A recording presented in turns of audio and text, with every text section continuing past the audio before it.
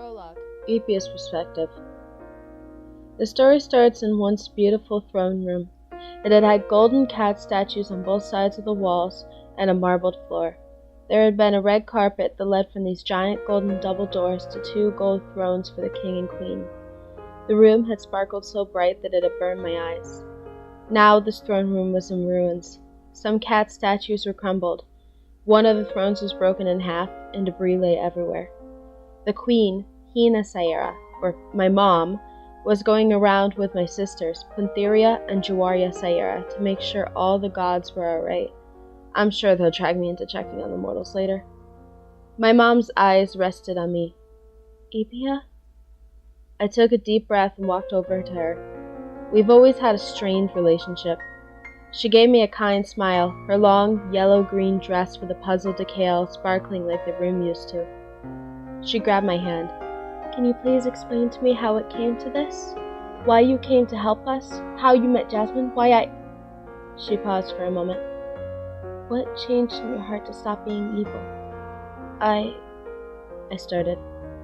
What should I say? It's a long story. Perhaps, I heard a gentle voice say. Later we could sit down and explain everything from the beginning. We all turned to face Syara. There are some things I am still curious about as well. My mother nodded. We'll need you two, Pantheria, Hyena, Kelly, Keikon, Michelle, and Jasmine for a thorough explanation of what's been going on behind my back. I walked down a long hallway to a single brown door. I opened the door to see my mother sitting across from my best friend, Jasmine Gross, and Syara. Jasmine wore a light pink t-shirt, plaid shorts that came down to her knees, and brown sneakers. Her long, wavy, dirty blonde hair with natural blonde highlights was very visible in the dim room. Syara was wearing her simple, flowy white dress that came down to her knees. The dress matched her beautiful angel wings. Despite me always telling her they were a birth defect, she knew it was to symbolize her purity as the goddess of light. The only color she had was in her long, straight brown hair. She almost never wore shoes. I, on the other hand, always looked underdressed to everyone. I was almost always seen wearing a black spaghetti strap crop top that fully exposed my midriff, and short black booty shorts. I had black sneakers, white socks, and pure black eyeliner on as well. I took full pride in showing everyone that I am the goddess of darkness. Where is everyone else? My mom asked. I sat down next to Jasmine. She and I shrugged in unison. Syara spoke up. Pantheria had an emergency with the lifelines, and Kelly really wanted to see how the true goddess of life handles things. Hyena's with Dad checking up on injured mortals, and Michelle is currently working on a follow-up report. I have no idea where Keikon is. Late as always, my mom mumbled. We all had our duties as the gods of Karth, and my mom knew that. Karth is what us cat-human hybrids renamed Earth after we defeated the humans and took over. Why don't we start at the beginning? My mother urged. Who wants to start? I will, I announced without hesitation. I think we should start 9 mortal years ago, the last time I tried to take over the world.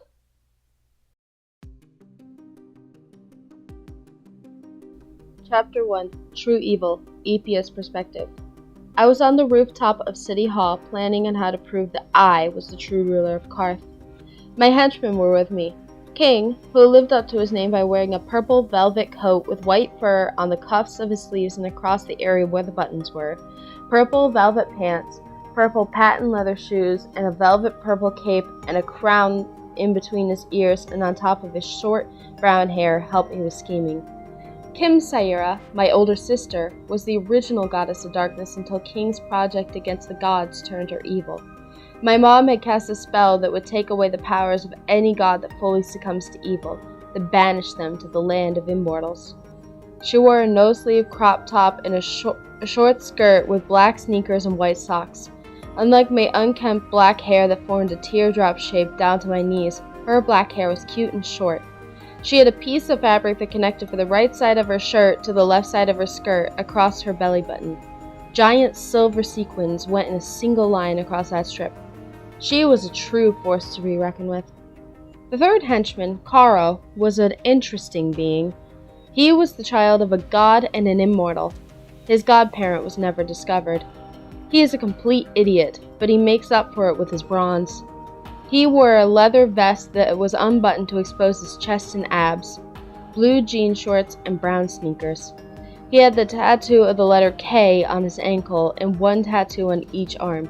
On the right arm were the words I am, and on the left was just his name. He also had matted brown hair that came down to his ears.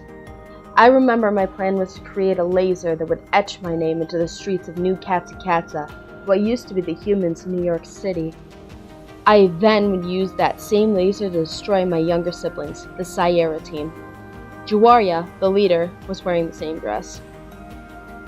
Kuntheria, a fiery, curly, red-headed girl, wore black pants and sneakers with a tight red tank top. Her emerald green eyes were narrowed in anger. She had a tendency to break some rules, so she considered herself an anti-hero.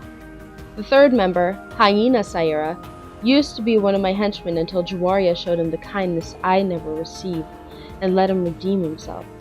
He was always shirtless and barefoot, with jeans turned into shorts that were clearly ripped at the knees as his only piece of clothing. He was the god of Baron. I had Hyena and Pantheria locked in a cage with a plan that was working fabulously. Pantheria grabbed the bars with one hand. Lypye, stop this. You know Juwarya will save us. I smirked. Oh yeah? Where is she now? I felt a gust of air, then looked up. There was Juwarya above the cage, her eyes filled with anger and determination. Let them go, Lypye. King readied the laser, pointing it straight at Juwarya's heart. I raised my hand into the air, feeling the great power of evil rush over me, then clenched my hand into a fist, signaling to King. King shot the laser, but Juwarya dodged it with ease. We heard a loud bang of the cage, then the thud of the door falling. Get them! I yelled in anger. Kim had already begun fighting Kuntheria.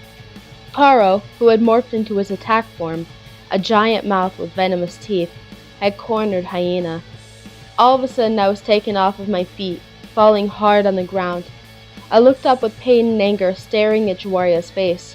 She had destroyed the laser and knocked out King, but I had been too distracted by the other members of the team to notice. She punched me in the face, dazing me. Next thing I knew, I was in handcuffs, the kind designed to neutralize all powers. My arm was grabbed roughly by Juwarya as she dragged me back to jail.